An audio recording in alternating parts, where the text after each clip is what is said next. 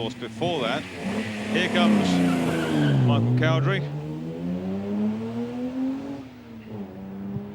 Car that came second in the Reims sports car race in 1963, the only time really when a Jaguar beat the 250 GTO Ferraris. The lightweight E-types never really getting to grips with the Ferraris and the AC Cobras, except in the shorter races in the UK.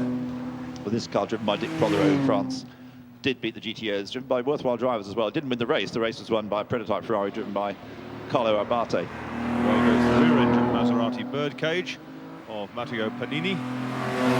It's restoration Scuderia Serenissima car.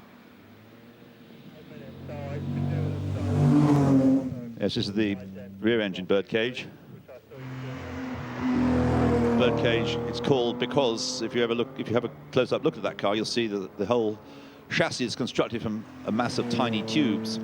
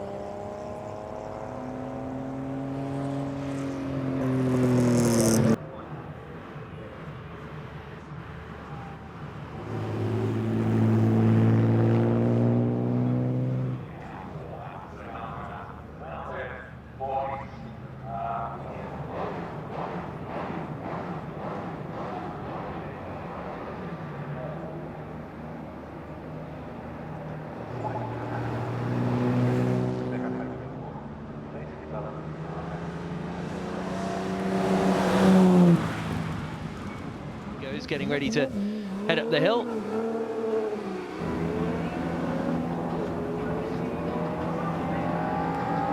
Giving it a little bit of beans.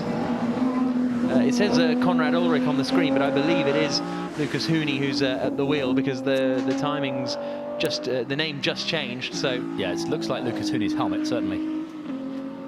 He's making his way up now in that fantastic 250 GT short wheelbase.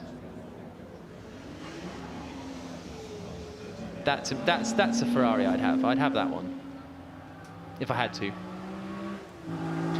Chris Wilson is about to depart in the F40 as well. Keep an eye out for that one, because that is quite a machine, the Ferrari F40. Sort of redesigned what it meant to be a supercar. And here it is now, just coming up to Moulcom. Tom Nichols' team went on to win just one Grand Prix in Austria in 1977, courtesy of Alan Jones. The Matra engine seems to take up a lot more room than the Cosworth in the equivalent car we saw go earlier. Another DFV powered car.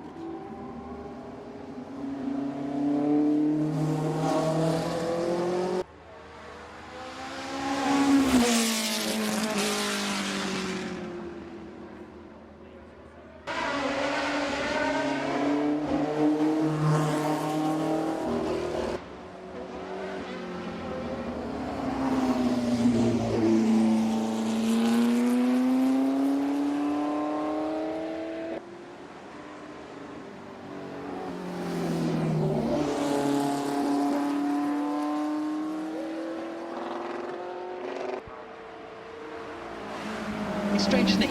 You don't associate, or I don't anyway, Sir Jackie Stewart with anything but the blue elf Tyrrells. You know, you don't think of Jackie Stewart in Ferrari, but here we are. Look how low he is. He didn't do many races for Ferrari. In fact, that may have been the only one. This is, as Henry would say, fever. This is unbelievable fever. It is, isn't it? This is incredible stuff. Watching Jackie Stewart coming up in that Ferrari. Absolutely sonorous 4-litre V12. Absolutely magnificent. This P3, which was Ferrari's response to Ford's 1-2-3 at the Le Mans 24 Hours in 1966. Victorious at the 24 Hours of Daytona. This car owned by Lawrence Stroll, the father of Lance Stroll, who's now driving for Williams in Formula One. But this is a special moment, isn't it, to see Sir Jackie Stewart driving the Ferrari he raced back in the 60s. Unbelievable. Oh, I'm enjoying this weekend, Henry. I love the Prova MO branding on the back. MO for Modena. It's just cool. Yeah. So here comes Sir Jackie Stewart up and across the line.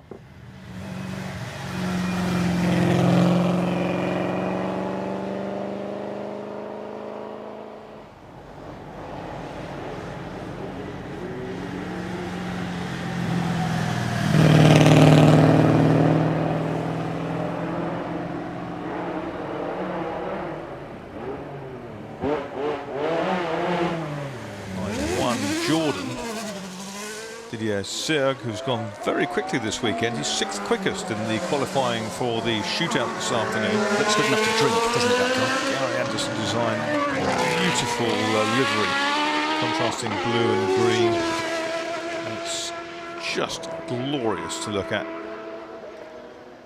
Nearly won a Grand Prix in its debut year, did the Jordan 191 at Spa-Francorchamps in Belgium.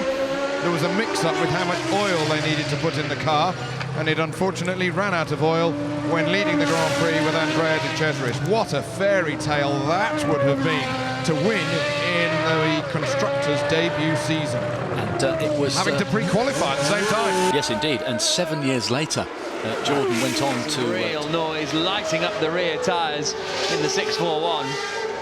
Magnificent. That, to me, is in the top two best-looking Grand Prix cars of all time. What's the other one? Oh, now you've got me now. Oh, yeah, there are more than two, aren't there? If you choose your favourites. But this is spot on. I had a little toy car of this, and I think I had two actually. I think I had the tiny one, like a really small one, and then a sort of a 143, something like that. Absolutely love it. Yeah.